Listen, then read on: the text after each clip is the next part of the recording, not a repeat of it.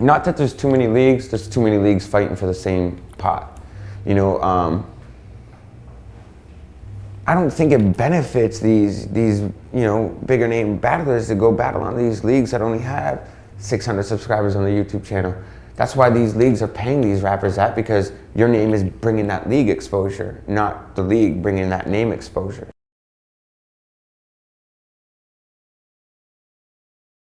That's why I think that a lot of the rappers are, you know, they think that they're worth that much to the smaller leagues you are, because you're giving them something, you know.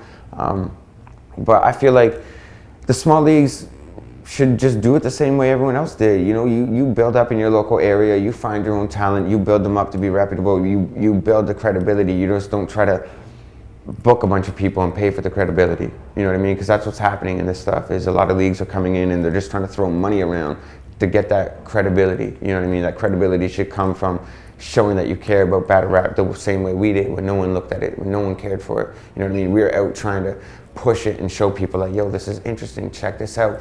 Find these rappers, you know, bring them, yo, you know, check this out. We have a way for you to get your name out a little further. These leagues ain't really trying to do that. They're just trying to find who's hot and put them on in their spot and say, hey, I got these two guys to battle.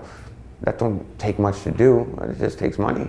You know, it takes something to do is finding the talent, going out, putting in the legwork, doing the hard work, doing the real hustling, you know, being out on the streets promoting and trying to find the next rapper, going to shows and trying to find kids that are there to rap and promote and do their stuff, and finding a way for it to work for everyone. I fuck with Smack, man. I mean, like, to say you don't, it would be naive, just because I grew up watching it, you know, and like that's not something I'm just gonna, oh, whatever, throw in the back of my head. Like, that inspired me, you know, and it's all love, man. I look at battle rap as, it's almost like race cars, you know. You have Formula One, NASCAR, and Indy. Battle rap, you have different genres. Us and Smack, we're not trying to, you know, butt heads and go after the same goal. We kind of both have a different little market that we're trying to go after. And I think, you know, we're pretty confident that we don't step on each other's toes. We try to help each other out.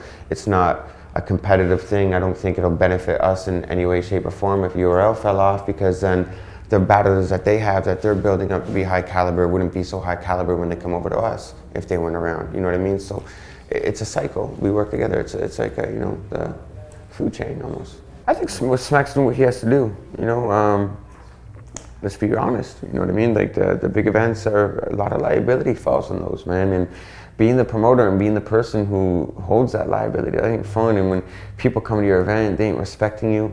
You know what I mean? You got people fighting. You got you know, people paying to get in your event. They're leaving not happy. You know, staff arguing. And I'm not just speaking on just Smack. I'm just speaking on, you know, leagues in general. I see it all the time.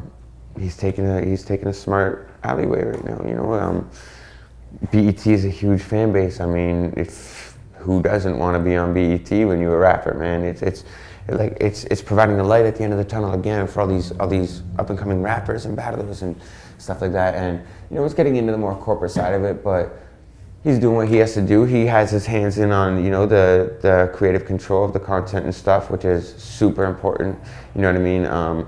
That's why I don't think, you know, these big television companies coming in and doing this, if you ain't gonna be working with one of the leagues, you're not gonna survive, because you guys are gonna make the mistakes we made 3 years ago, you know, on trying to do something, not knowing how the atmosphere has to be, or how the vibe of the battle has to go, or, you know, there's so much little things. Battle rap is a very touchy thing. Everybody knows that, you know.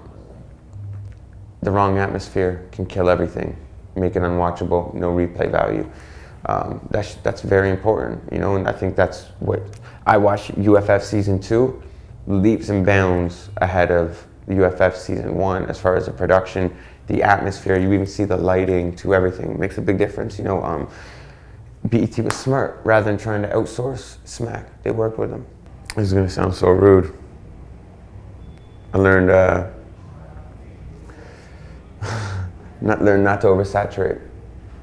You know, and that's not a downfall to Grind Time, but like, you know, they grew too fast. That was the problem with Grind Time. You know, amazing people were running it, great people. You know, I have love for all of them. Direct, Matt Earls, you know, it's no hostility.